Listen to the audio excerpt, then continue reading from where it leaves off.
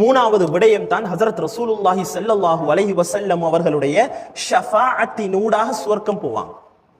பாவம் செஞ்சிருக்கிறாரு, குற்றம் செஞ்சிருக்கிறாரு, தௌபா செய்யல, இது எல்லா கட்டத்தையும் தாண்டி மஹ்ஷருடைய மைதானத்துல நெருக்கடியான நிலைமையில் இருக்கக்கூடிய நேரத்துல தான் எங்களுக்கு சில விடயங்கள் ஷஃபாஅத்துக்காக வேண்டி வரும், பரிந்துரை செய்வதற்காக வேண்டி வரும். ஹஜ்ரத் ரசூலுல்லாஹி ஸல்லல்லாஹு அலைஹி வஸல்லம் சொன்னாங்க, யஷ்ஃபஉ ஷஹீது ஃபீ 70 மின் அஹ்லி பைத்திஹி. ஒரு ஷஹீத் அல்லாஹு தஆலாவுடைய பாதையில இரத்தம் சிந்தி ஷஹீதாக்கப்பட்ட ஒரு ஷஹீத் இருக்குத்தானே, அவர் தன்னுடைய குடும்பத்துல 70 பேருக்கு சிபாரிசு செய்யக்கூடிய சந்தர்ப்பத்தை அல்லாஹு தஆலா கொடுப்பார்.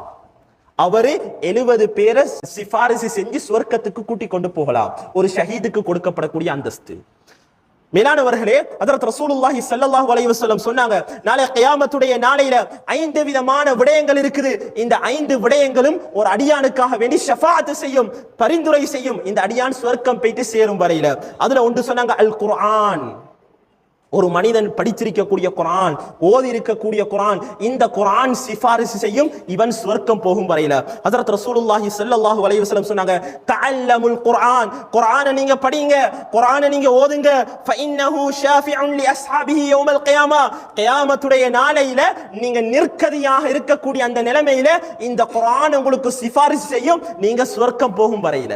இரண்டாவது சொன்னாங்க, வர் ரஹீம், இரத்த பந்த உறவுகளை சேர்ந்து நடக்கிறது.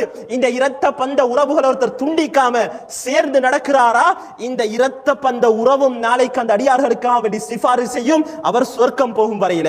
மூணாவது ஹஜ்ரத் ரசூலுல்லாஹி ஸல்லல்லாஹு அலைஹி வஸல்லம் சொன்னாங்க, எங்களுக்கு தரப்பட்டிருக்கக்கூடிய அமானிதம் அது 50 காசாக இருந்தாலும் சரி, நேரமாக இருந்தாலும் சரி, பொருளாக இருந்தாலும் சரி, எங்கட குழந்தைகளாக இருந்தாலும் சரி, நாங்க அனுபவிக்கக்கூடிய அத்தனையுமே அமானிதங்கள்.